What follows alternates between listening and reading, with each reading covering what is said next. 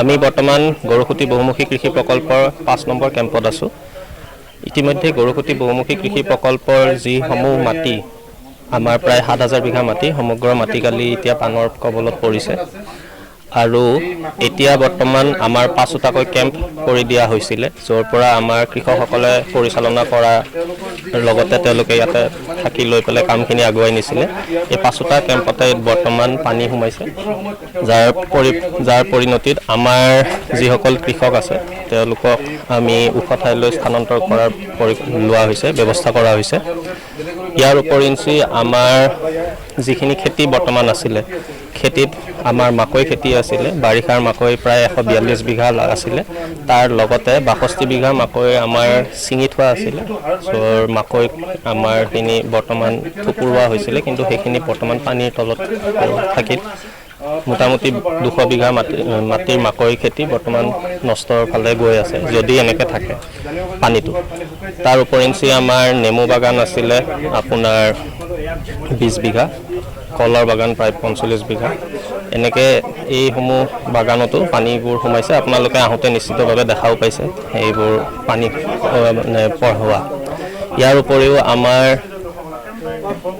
কৃষি ক্ষেত্ৰৰ লগতে পশুধনৰ ক্ষেত্ৰত যদি ক'ব খোজোঁ, আমাৰ পশুধন প্ৰায় গৰুৰ ক্ষেত্ৰত গিৰ গৰু প্ৰায় 250ৰ ওপৰত আছে বৰ্তমান, আৰু তেওঁলোকৰ যিখিনি আমাৰ পথাৰত চৰিবলৈ দিয়া হয় সেইখিনিও বৰ্তমান পানীৰ কবলত। আৰু গাহৰি ফাৰ্মতো আমাৰ বৰ্তমান যদিও ওখ ঠাইত আছে, গতিকে গাহৰি ফাৰ্মখনত বৰ্তমান তেনেকুৱা পৰিস্থিতি উদ্ভৱ হোৱা নাই। পশুধনৰ ক্ষেত্ৰত খোৱাৰ যি খাদ্য তাতে অলপ অসুবিধাৰ সন্মুখীন হৈছে, কিয়নো আমাৰ ইয়াতে থকা নেপিয়াৰ ঘাঁহৰ যিখিনি খেতি আছিল সেইখিনি পানীৰ তলত গৈছে।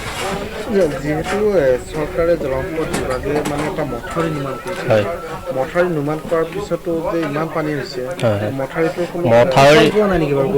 মথাউৰিটো ইতিমধ্যে আমাৰ নিৰ্মাণ কাৰ্য চলি আছে।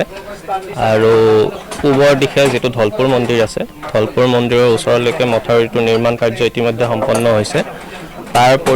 তাৰ পিছৰ পৰ্যায়ত এই মথাউৰিৰ পৰা আৰু কিছু কাম আমি জানিব পৰা মতে বাকী আছে। সম্পূৰ্ণৰূপে এই কামখিনি হোৱাৰ পিছত নিশ্চিতভাৱে কিছু হ'লেও আমাৰ এই বানপানীৰ সমস্যাটো সমাধানৰ দিশে আগবাঢ়িব।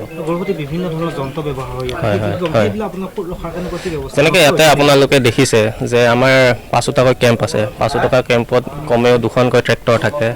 তাৰপিছত কিছু কেম্পত আপোনাৰ ডিজিও আছে, মানে জেনেৰেটৰো আছে। তাৰ উপৰিঞ্চি আমাৰ বিভিন্ন মেচিনছ আছে। এই সমগ্ৰ মেচিন বৰ্তমান খুব কম সময়ত যি ধৰণে আমাৰ পানীটো বাঢ়ি আহিল, এইটো এদিনৰ ভিতৰত হোৱা কথা। আমাৰ যিমানখিনি হাইলেণ্ড আছে, হাইলেণ্ডত ইতিমধ্যে স্থানান্তৰ কৰা হৈছে যদিও কিছু মানে আমাৰ আশংকা আছে, যদি পানীটো আৰু বাঢ়ে তেনেহ'লে মেচিনৰ ক্ষেত্ৰতো আমাৰ ক্ষতি হ'ব পাৰে। যাৰ কাৰণে আমি চিন্তা কৰিছোঁ যদি পৰাপক্ষত আমি এই মেচিনখিনি চলিত মানে যন্ত্ৰ চলিত নাৱেৰে আমি আৰু বেলেগ ঠাইত স্থানান্তৰ কৰিব পাৰোঁ, তেতিয়াহ'লে নিশ্চিতভাৱে সেইখিনিৰ পৰা আমি কিছু হ'লেও ৰেহাই লাভ কৰিম। পানীটো বাঢ়ি আছে, বাঢ়ি আছে। পানী আপোনাৰ যোৱাকালি আমাৰ এই 5 নম্বৰ কেম্পৰ চোতালত পানী আছিলে, কিন্তু আজি আপোনালোকে নিজে দেখিছে কিমান ওপৰলৈ পানীটো আগুৱাই উঠি আহিছে। কিমান টকা লোকচান হোৱা বুলি ভাবিছে আপুনি? এতিয়ালৈ খুব একুৰেট হিচাপ ক'বলৈ অসুবিধা হ'ব, কিয়নো বানপানী বৰ্তমান চবফালে যিহেতু হৈছে, কিন্তু পিছৰ পৰ্যায়ত আমি সঠিকভাৱে এটা হিচাপ দিব পাৰিম। তৎসত্ত্বেও বৰ্তমান আমাৰ যিখিনি খেতি আছে বা আমাৰ মানে লোক আছে, যাৰ ফলত আমি কামখিনি কৰিবলৈ এতিয়া পৰা নাই, আমি বৰ্তমান আপোনাক একুৰেট হিচাপটো যদিও দিব নোৱাৰোঁ, কমেও 40 লাখ টকাৰ মানৰ পুঁজি ধন ইয়াতে সোমাই আছে বৰ্তমান। অসমবাসী তথা ডিমৰীয়াবাসীৰ বাবে সুখবৰ। কামৰূপ মহানগৰ জিলাৰ সোণাপুৰত স্থাপন ডিমছ হাস্পতাল এণ্ড নাৰ্ছিং হোম।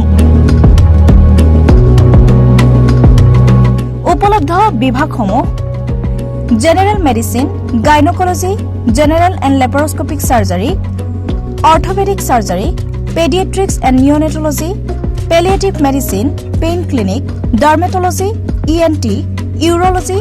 দুৰ্ঘটনা আৰু জৰুৰীকালীন সেৱাৰ বাবে 24 ঘণ্টাই উপলব্ধ ডিমছ হাস্পতাল এণ্ড নাৰ্ছিং হোম।